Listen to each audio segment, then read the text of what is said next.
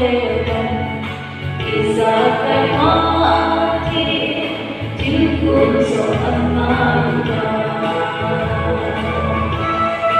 Meithai nơi hy sinh lúc thôi lúc đêm Meithai nó sân đô âm ăn được vắng để yên quan nhân lấy được và cái hình âm ăn lúc ê thì kia đô xin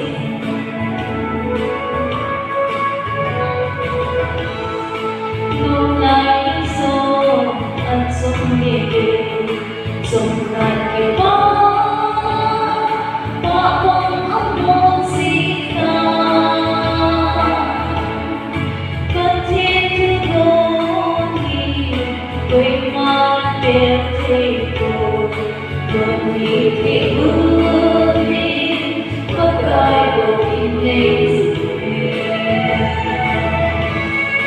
Meithai nơi hy sinh lúc thôi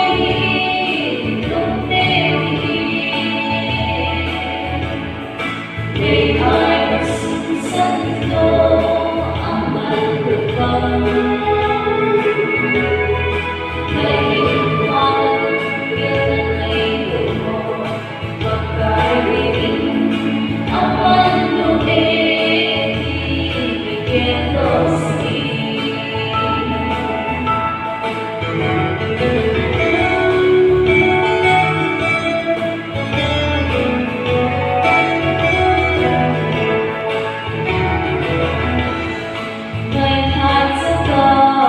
tay vô nặng